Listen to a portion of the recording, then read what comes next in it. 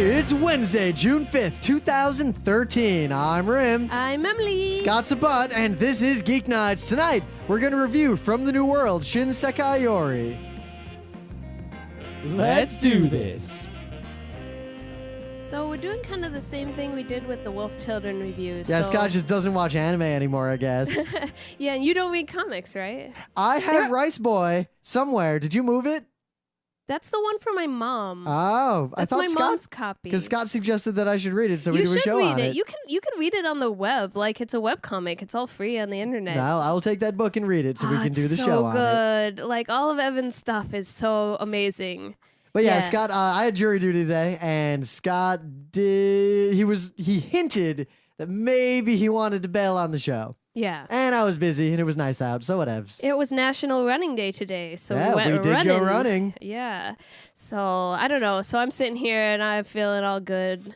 I was like, I have such a hard time getting started when it comes to exercising, and I always have. Like, it's like my mom would always be like, Emily, go to track practice, and I'd be like, no, I'm tired. And then it would be like, go to track practice, and I'd be like, I don't want. And then I'd come home and be like, that was the best thing ever. So yeah, that's kind of how I feel about jogging. And so luckily I have a exercise Yeah, partner. well, not everyone's like me. I'm just gonna go run like all morning. But see, it's an acquired taste though, because you used to hate running. I You know, even I said hated you were like, running it's the until- worst. until I lived in the mountains by myself, and I ran out of sheer anger. Yeah, he's just like, no one's around. Nobody. I'm talk so to bored. me. Fuck this. I'm I'm so just gonna bored." run. Yeah. Wow, this is what we need to do to make people not fat. We just take away their internet and put them in a room and be like, the only way you could get out is to run. You know, I was gonna say maybe they just masturbate, but that would be That some would exercise, also be and burning two, calories. no internet, so they might not be able to. Wait, who can't masturbate without internet? I have the impression that a lot of people would have difficulty without People the just internet. don't got good imaginations. I I don't mean, know. It's a spooky ghost. Spooky ghost. Anyway, So yeah, so Shin Sekai Yori From the New World, relatively new show based on a somewhat, I wouldn't say erotic, but definitely sexually charged novel. well, I started reading the novel, and actually the novel is very similar to the show. You know, I think a lot of people have the wrong impression about this work because they, like the novel, it's, you keep calling it a light novel. It's not a light novel. It's like, it doesn't have illustrations. It's written in the style of, you know, much more traditional, well, how many fiction pages is it?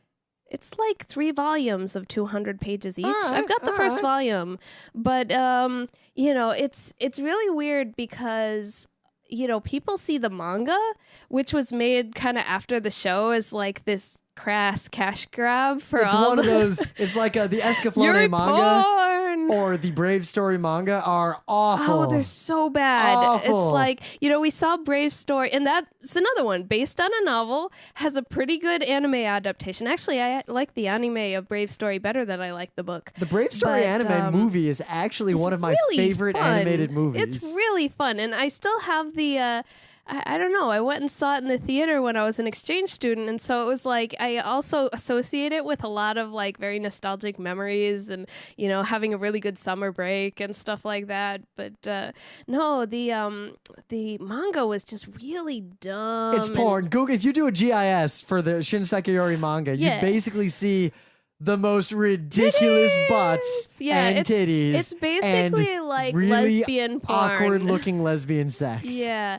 So part of it is because, you know, taking that into account, the book does feature like a very in-depth description of a future society. And this is a society where they kind of explore all these different aspects of it. And so sexuality, you know, in regards to culture, and actually in regards to like societal conditioning, is a big part of this world that they're trying to create. And so there's everybody's basically bisexual in this show, but the relationships they portray in the anime, and I'm assuming, you know, I haven't read too far in the novel, are very complex, very well fleshed out, complicated relationships, and very satisfying to watch. But I don't know, I think the the manga, they just were like, hey, what do you mean everybody's gay? That's awesome. Well, Let's I mean, have you draw ever seen bats. the further OAVs of El Hazard? Because Yeah, the it's first kinda- one kinda like that, is yeah. delightful. The second love one El is Hazard. one step shy of porn. Yeah. And The Wanderers is The just Wanderers boring. is just derp, yeah.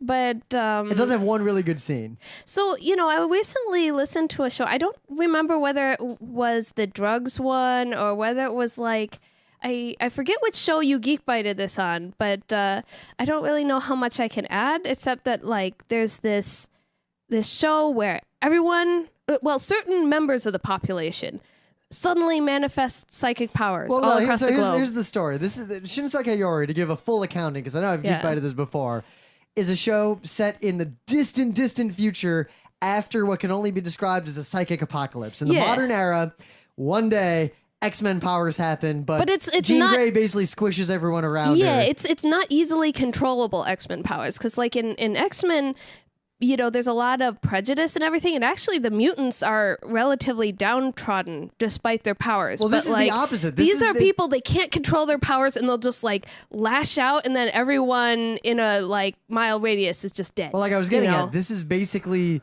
what Magneto wanted.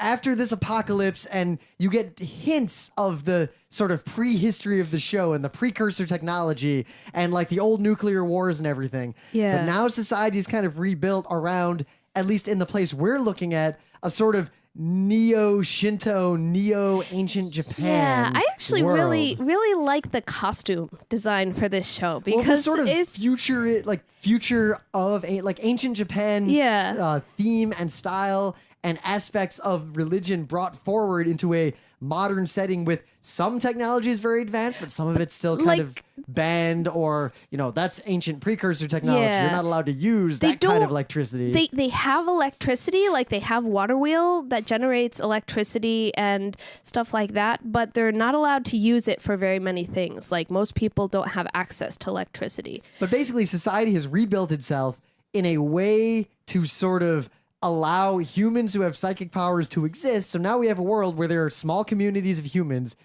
each of whom is basically like a walking god. bomb. Yeah. And they have a sort of subservient race of mole rats who do all of their manual labor and sort of worship them as gods. They're like these really, really ugly buggers. And like the whole time I was just like, ooh, they're so creepy. And then I realized, well, that's kind of the point. Now you definitely get the impression that there are other villages and other societies around Japan and around the world that have done a similar thing, but it with just different focuses cultures. You see from a couple of flashbacks later in the show that it seems like every nation or every culture went back into its past and found some sort of, I don't know, means to control the population, or like way to organize their lives to be able to deal with this great and terrible power that they have. I mean, really, the show is pretty zoomed in. It really focuses only on that one village, and they'll go to like Thatchering Village. It's like Kamisu 66 is the village where they're all from,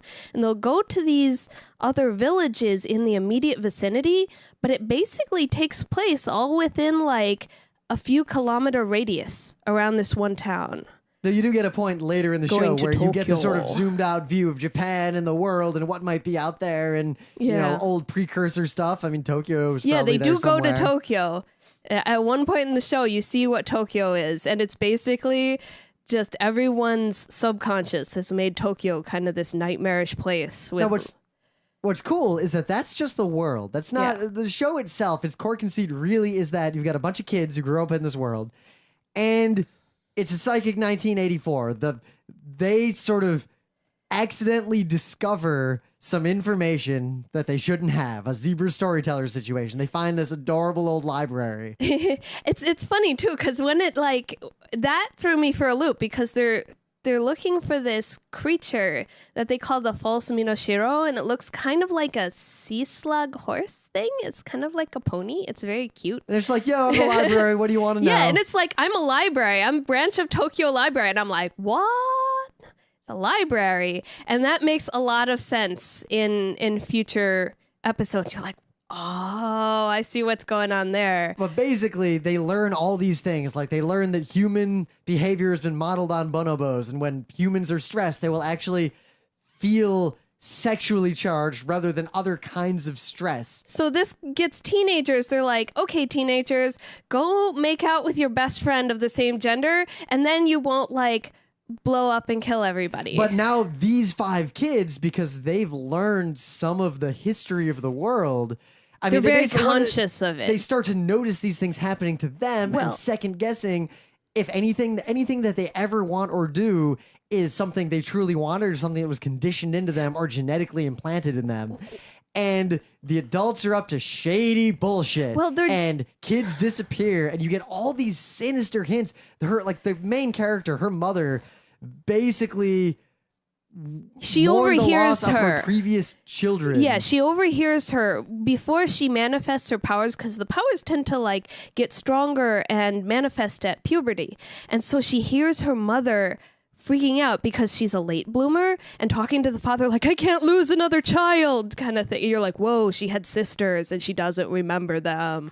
And so that's kind of a freaky thing. And so I don't know. I think 1984, it's Psychic a little 1984. bit, I mean, like, it's all about social conditioning and the use of propaganda, but it's even deeper than propaganda. It's not just the way they're raised. It's actually their genes have been modified to manifest certain behaviors. There's also a lot of sort of Brave New World of everyone's just living in this sort of we are gods and this is paradise world. But there's a dark side to it. Yep. And nobody's conscious of the dark side. But you get the impression that like there's the education committee and there's all these committees of adults that know things and the librarians. And I mean, it's obvious once... It's the sinister utopia that like once you peer too close, it's not actually utopia. Something really unpleasant is going on behind the scenes. Now we'll spoil in a second.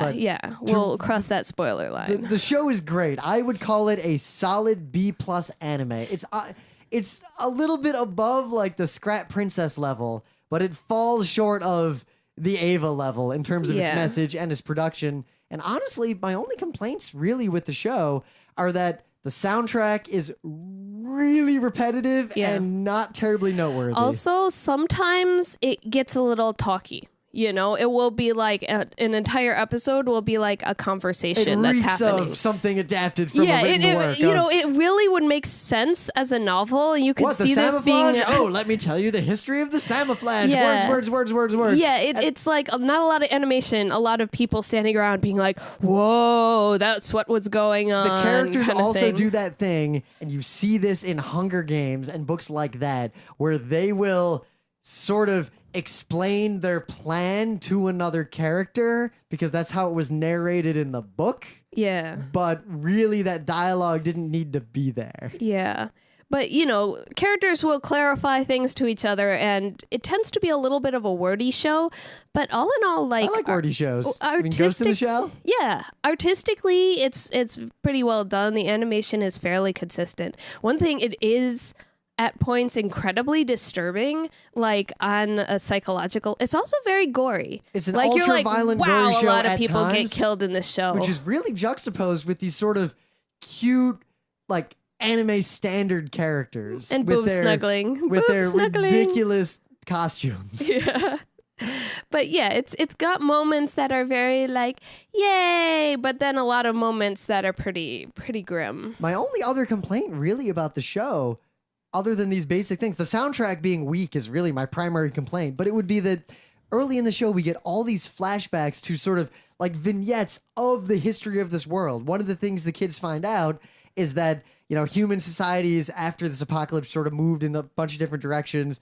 And one of those directions was a period of basically emperors and slaves and psychic slavery and all this stuff. Basically, the emperor is like, I will kill anyone who stops clapping. The first 100 people. The kids are like, what? Which one were we? And it's and the smarter kid is like, well, isn't it obvious? Yeah. We're the psychic people. What happened to the normal people? That's a big plot of the show. It's like everyone's psychic. So but these what happened to the normal people? Are great. And they really put the show in the context that this is a far future. And if they had kept that up, the flashbacks basically stop happening a few episodes in and don't recur. Yeah. But had they continued through the whole show, you'd have this great parallel progression of the current plot sort of evolving in time, but simultaneously, if you had the flashbacks becoming closer and closer to present day throughout this history, through the Dark Ages. Like, all this other stuff that happened would have made sense. That alone, that detail would have made this an A show if that had been done. Well, I would have liked to see stuff like, you know, for example, the death of shame. If a psychic tries to kill another human, they basically have a heart attack and die. It's like a feedback mechanism that physically prevents psychics from just flipping out and killing everyone. Even though that happens sometimes, there'll be rare exceptions. They call them oni, like demons, who are just psychopaths who can kill without any repercussions. So, but I would have liked to see how that sort of stuff developed. You know, they did it all in dialogue and said, yeah, this is the problem thing. Is they we showed learned us this. how they could have shown us. That You know, if we had was seen flashbacks Why of didn't this. they just keep doing it chronologically from there? Why didn't they have the weapon of mass destruction precursor technology stuff that comes up near the end of the show get foreshadowed in one of those flashbacks? So do you want to step the spoilers line here? We're gonna do a final thoughts as well, because we haven't covered much more ground than my Geek Bite, other than that now that I've seen the whole show, I am comfortable saying this is a solid B+ anime. If you're an anime fan, you should probably watch this show. It's one of the better shows to come out in recent memory.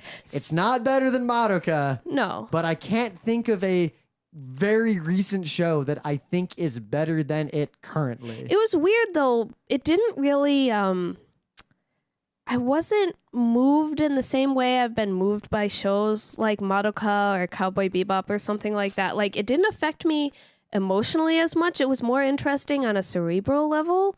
But you know, there were scenes where I was like, oh man. And that's kind of my feeling, was just kind of like, I feel so bad. I have a That's theory really on why disturbing. That's the case. Yeah. If you look at these other shows like Madoka, the characters themselves react to the situations around them extremely viscerally. Well, wasn't that the whole character, the main character? Well, was, that is spoilers from this point on. Final thoughts. We're going to spoil the fuck out of this show. Seriously, don't keep listening until you've seen all of Shin Sekai Yori.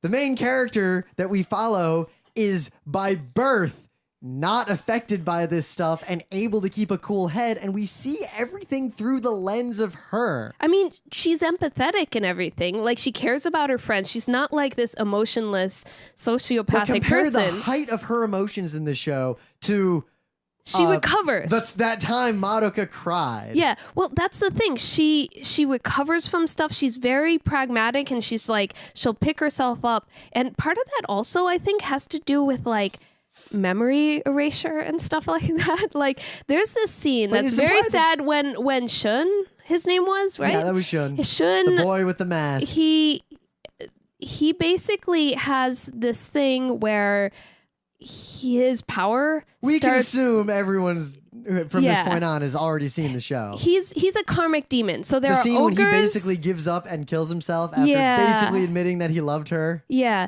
So there are ogres and there are karmic demons. And ogres are like serial killers, and they'll psychically explode and just like kill anybody who's in their path, and they won't die of the death of shame. But karmic demons actually, I think, are the more tragic form of like psychic like deformity, I guess you'd call it, is that somebody's power will start to leak from their subconscious, and so they'll start to like mutate everything around them with their mind. So like the plants and their house and their pets and their family all will get like twisted or die, or it's like their id kind of takes over, but they're still like this normal feeling person. They're just like they're almost like radioactive people. They're like psychically radioactive. And so one of their very close friends from childhood, this happens to him. He's a very powerful psychic, but he can't control it. And he dies, you know, he kills himself. And well, I do like how after that there's this other just derpy kid hanging out with them, and they all are still kind of zebra storytellers. So Mamoru. They remember, and they're just like, yeah, derpy kid, we don't really want you to be around as we try to solve this mystery. You're not talking about Mamoru, because he was originally that was just there. He's just like, yeah, we've always been a group of 5, right? And I totally dated you. And he's like, yeah, I dated this other main guy, and the other main guy's like, yeah, I think we dated. What's going on with my brain? But see, that's where the show shines. It skips boring parts, and every time the show's about to get into a rut, it'll time skip or immediately escalate to the next significant plot point. So it time the skips kids twice. figure out Two their major time memories skips. pretty quick. They realize Yeah. their memories have all been edited, and you don't have But the they don't- long drawn out, well, maybe it's not happening. Like, they all pretty much agree almost right away. Like, yes, Like this is something happening. is up with our memories of this event. But seriously, So- what this show is about is that children often do not understand the seemingly cruel and arbitrary way that adults in the world manage the world. And then they become adults. And but they maybe, realize, I mean, the moral Yeah. of the show is that everything those adults did is basically completely justified not all of it. in that world. Not all of it. She feels really bad about the mole rats, and she knows their deal. Yep. You know, and so I think it's one of those things where children become adults, and children, when they're teenagers, they'll fight the adult world and be like, you know, everything's wrong and I'm going to revolutionize the system. But once they become adults, they actually kind of are the system, and they start to become more like incremental change. Like, they're not exactly like the generation before them, but there's a great scene where in the beginning there's this monster called an impure cat, and it's like this huge hulking You can cat. assume everyone's seen the show from this point. Yeah, you see it's all like shadowy and scary. But then at the end, when Satoru's just like And he's hanging just out with it, got a like, little- hey, kitty, Yeah, he's got like little kittens by the end. who's and when a you child actually murderer? Yeah, and you actually see them like for real without any shadows or without any aggression, and they're just like hanging out. They're just actually kind of cute, and that I think is interesting because something that was this huge menace early in the show becomes something that's almost benign. Everything in the beginning something of the show so normal. is set up in the classic trope of these people are up to evil. There's the mystery in the, The courtyard. ethics committee and stuff. And at the end, she is the head of the ethics committee. I remember you know? she say, before Shun becomes the karmic demon, she say, like, goes over to him and then freaks out and runs away. And Yeah, it with the always, egg- it the always egg with the feels eyeball in really it. sinister what's You're going like, on. what's happening? But no, the retroactive abortions at the age of 17 are probably the best way to handle that world. And not killing the people who have these problems is way worse than letting them live. But the show makes the point you mentioned of the incremental progress extremely well, because Tomiko, the person who saved all of them from extermination and groomed the main character Saki to kind of grow into her role, they basically had similar experiences. They both dealt with effectively an ogre. They both go through all these same things. She's the protege. She basically does everything that Tomiko wanted to do, with one exception. She spares Square's life. Well, not really. He became like, Well, spares him the pain of continued life. continued life. She let him go for like a year as a suffering lump of meat. Basically, that's the worst part of the show. But when she needed her excuse to talk to him alone, which she couldn't do right away. And then she needed to be alone with him to be able to get away with it. How could she, like, he couldn't understand her by that point. I'll bet he could. was, I don't know, I just assumed he He was would have like to be able to this lump understand, of or else the pain is meaningless. it's so fucked up. And they made a big deal about how much So care they put into fucked that torture. up. So fucked up. Like, they torture him infinitely, and it's basically they like regenerate and See, I torture like at the Squealer, same time. Because That's the Squealer thing. was I smart and actually- canny. That's the only other complaint I have about the show, but not really the show, just the story. They didn't see this shit coming from the beginning when Squealer started pulling his bullshit early on. Started and quash making it. concrete and lobotomizing the queen mole I rat mean, and they stuff. eliminated entire colonies of rat people for way less than what Squealer was up to. But that's the whole thing. He's an incredibly sympathetic character, and like you see him, and he's like this brutal dictator, but at the same time, a lot of the stuff he does, you're like, wow. Well, this He is a was show. fighting for humanity's freedom. That This was is a what show he where was the doing. gods are real, where It like was- the it was gods a of Shinto Prometheus story. are real, and they're just kind of dicks because the mole rats and everyone around them, even their own children, can't. Their motives are inscrutable. Their power is untouchable, but it seems like people always rebel against that idea of the inscrutable, untouchable power. But I mean, it like you But said, at the it's but a from Prometheus within- story with Squealer. Squealer was Prometheus, and he even ended up almost identical fate to Prometheus, except that Prometheus didn't get. Yeah, well, because I think that was very intentional. A kind end. This is a world where the gods' motivations as humans, because we see it from from Saki's perspective and these kids' perspective, the motivations in the end of the show make perfect sense from that world and from that viewpoint. Yeah. But from the viewpoint of the mole people, it's basically just subjugation and callous, Slavery. arbitrary extermination. Yeah, it's just like suddenly the gods will be like, "Oh, you stepped out of line. Whoosh, you're all dead." You know? And so it's basically like punishment from heaven. Zeus throwing his thunderbolts down. And I think the thing with Squealer is that's a part where I felt really bad in the show when he was defeated and brought in chains before the jury and the council to be tried. And he says, well, they're like, well, what should we call you? And he's like, we're human. And you feel so bad for him at this moment. And you feel what he has fought for.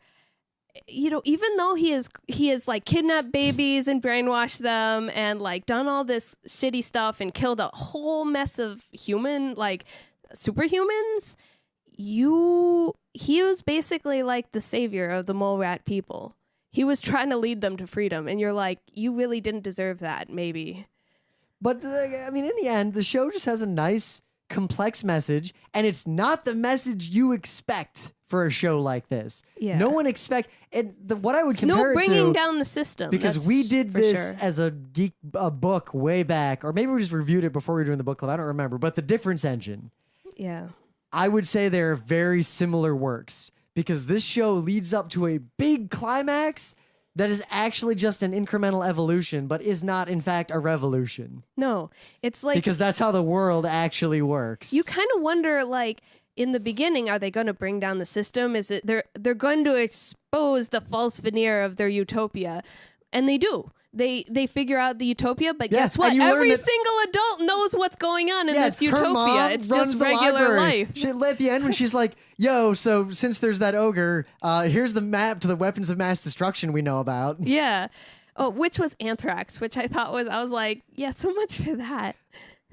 That's why I wanted more flashbacks. The fact that the anthrax was in that weird vial. Yeah, I was like, what is the deal with... zero sense. And also, I'm like, okay, so the anthrax... was gonna kill... Anthrax takes a while to kill you. Yeah, I was like... I'll bet it was a modified anthrax. So it's interesting, too, because it's like, okay, so the death of shame doesn't hit you if you kill somebody with a disease because the disease killed them. Like, where's the line? Like, if you feel like you're directly responsible... It's purely psychological. Remember at the end when... I didn't kill him. I didn't kill him. She had to talk herself because the child who was brainwashed. Well, the same way in the beginning, the monk that was taking them back to the temple to basically murder them. Yeah. That Minoshira turned into an image of a woman in the last second of its death, and he had a hard time dealing with that. Yeah, he was all like sweating, and he was like, heart rate up, and basically like. They have to talk themselves out of heart attacks if they feel guilty for someone's death. No, there's also that great moment where and it's got to be like visual too. These characters all know this crap, and so do all the adults that we as viewers interact with. But then there's like this normal monk guard near the end, like guarding one of the cool guys. Yeah. What's his name? The awesome mole rat. Oh, I already forgot his name. Oh, it was like Inumaru or something like that. Because he is like awesome. Yeah, I think he had like Inu in his name, and he also looked kind of dog-like. So I forget, or Kiromaru. That's what it was. Yep. Because Yakomaru was Squealer, and Kiromaru was... he was the man. For some reason, I thought it was Inumaru, but... Him and Shisei were my favorite sort of strong characters. Kiromaru. I felt bad for Kiromaru. Yeah, well, he did his thing. Yeah, he like sacrificed. But I mean, I don't think the humans really deserved his sacrifice. No, but then again, he bartered the life of his colony. He said, I will sacrifice my life if you will save my mother, the It's queen. obvious that the normal people, the normal adults, don't know everything. They just know enough to be able to serve their function, and that trial was just a show trial. But the adults in the know, the committees, just know everything. It's a great scene where the kids and everyone else knows the whole deal, and this one guard is like, what the fuck are you talking about? Oh, the monk who was like down guarding Hiromaru. They go to talk to him, and the guard's just like, they're like, something, death of shame. And the guy's like, what? What? Yeah. And he's all like, we must keep the mole rat down here because he is filthy. And they're like, shut up and remove his chains. You don't know what the heck you're doing, kind of thing. So that was funny. So yeah, the show is complex. It was a dark show. But really, it has really disturbing. I love the fact that it had that anticlimax, that the end was just an evolution of culture. It was just one step beyond, one thing changed. So would you classify this, like, do you think it's partly a horror anime? Some episodes feel like horror anime. Think of it more as sci-fi. Yeah, but like there are parts of it where they're like going through the old hospital and it's dark and you're like, oh my God, there's something in there. Oh my God, there's something in there. But I would definitely not call that horror. When the thing is coming in after them in the boat and they can see its aura and you're like, oh my God, the ogre's in the boat. All of those scenes, I would call them suspense and not horror. What's the difference? Suspense can be used in other films or in other things. There are suspenseful scenes. There could even be suspense movies. But horror is the core of the show if it's a horror show. I thought it's like suspense is like, will the spy get found out? Will the spy not get found out? Will the spy? But this was more like, I feel horrified. I feel terrified of this thing that's going I would behind never me. call something genre horror unless the horror aspect is the climax. But it had horror elements. Do you but think it had horror elements? I think they were more suspenseful than But horrific. it wasn't a horror show. It's kind of like a movie. I feel like it can have elements of horror without being of the horror genre. This might partly be that I've been listening to every single pseudopod for the last several years, so I've been consuming a ridiculous amount of modern horror fiction. You're kind of a horror buff anyway. Like you're big into Stephen King. The first big boy book I ever read was The Hobbit, and the stuff. second big boy book I ever read was Stephen King's Skeleton Crew. I don't know why. I've been thinking a lot about The Hobbit lately. I want that new movie to come out. It'll come. I want it. It'll come. Oh my God, Katsu showed me something really cute. Like this weekend, it was a gender swap Bilbo Baggins. And she was very cute and she had hairy feet. I was like, yay, this is the best art. I love it. But yeah, Shin Sekai Yori, great show. I hope you didn't just spoil everything by listening to this, but yeah, I liked it. I like its message. I like that it didn't have the typical tropes. I like that where it ended was such a different place from where it began in terms of like the view or the angle, like your perspective on this world. The world didn't change. You changed. It was by growing up. Bam! Mind blown. It was legit hard to predict where the show was going, and I wasn't expecting the time skips. Actually, the first time skip was spoiled for me because somebody was like, "Oh my God, the show gets super gay," and I was like, "What?" And then I watched it. I was like, "Yep, everybody became a teenager and started making out with each other." Well, every time a time skip happens, the show is very different. Very different, and the whole plot and politics have progressed. Like in the second time skip, they deal with the mole rats more, but they're also dealing with this other stuff like the karmic demon stuff. But in the third time skip, the mole rats, it's like everything is different now, and they're like all attacking each other and stuff like that. But there's war going on. It's a new world only because you see what is basically the same world from an adult perspective and a Gnostic perspective instead of from a childlike perspective. Yeah. So I'm probably gonna read at least parts of the book. So I'll at least read the first volume, which I have, and then I can give you the pros and cons of the book versus the movies. But seriously, don't read the manga. Don't read the manga. I mean, I haven't read the manga. All I saw was a few scans of it, and I'm like, no. And it's like real lighthearted too. It's like lighthearted fan service cheesecake. I'm like, what? How is this even possible? On one hand, you've got like this deep show about this incredibly complex How is that society. Possible? That's like the rule of manga that are made for shows after the fact. I mean, not all of them. Not all of them, but I think it's more the rule than the exception. Particularly agreed with. And Scott, like, he was like, what's this porn manga? And, now he thinks it's all porn. I'm like, seriously, guy, it's not all porn. I swear to you. But, yeah, there's only a few moments in the show, and they're handled really tastefully. They're enough to make Tumblr go crazy, but well, I mean, everything's enough to make Tumblr go crazy.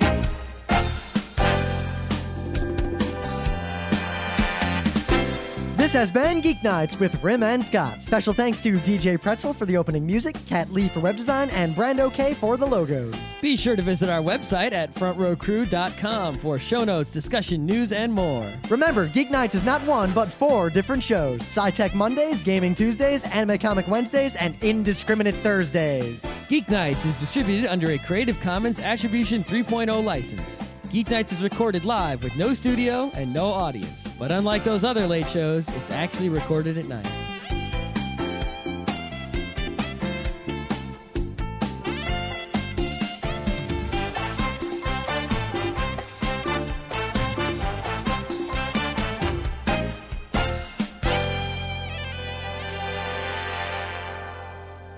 No internet, so they might not be able to. Wait, who can't masturbate without internet? I have the impression that a lot the would have difficulty without the People internet. just don't got good imaginations. I mean, don't know. It's a spooky ghost. Spooky ghost. Anyway. So Shin Sekai Yori from the New World, relatively new show based on a somewhat, I wouldn't say erotic, but definitely sexually charged novel. Well, I started reading the novel, and actually the novel is very similar to the show. You know, I think a lot of people have the wrong impression about this work because they, like the novel, it's, you keep calling it a light novel. It's not a light novel. It's like, it doesn't have illustrations. It's written in the style of, you know, much more traditional, well, how many pages is it?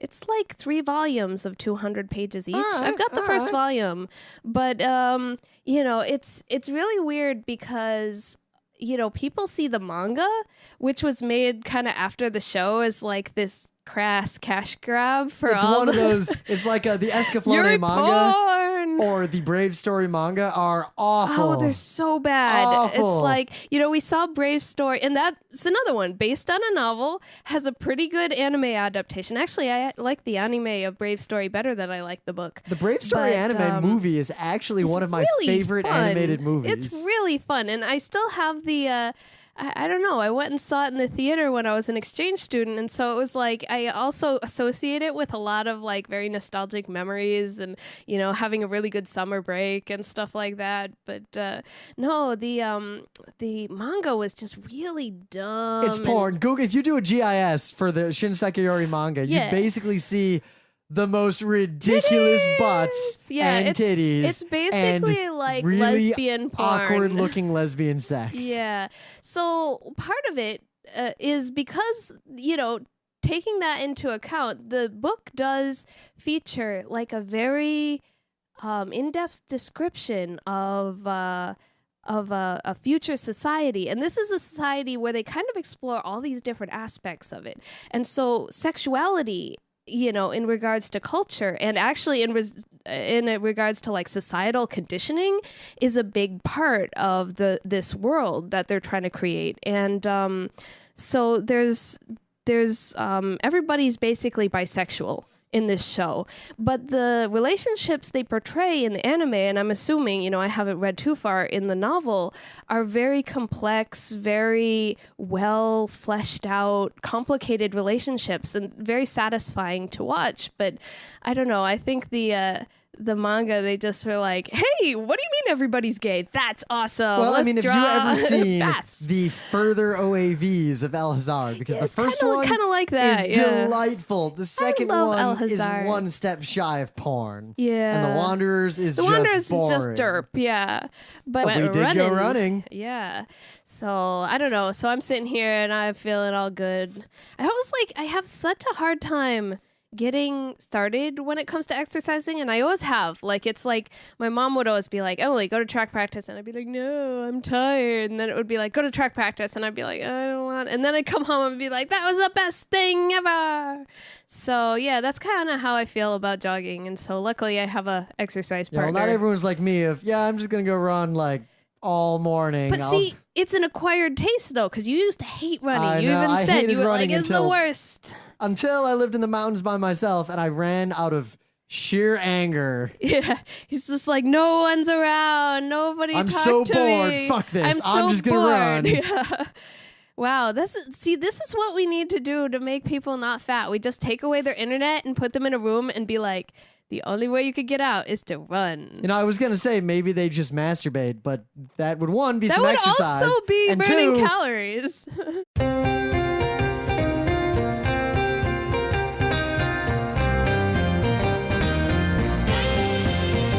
it's Wednesday, June 5th, 2013. I'm Rym. I'm Emily. Scott's a butt, and this is Geeknights. Tonight, we're gonna review From the New World, Shin Sekai Yori.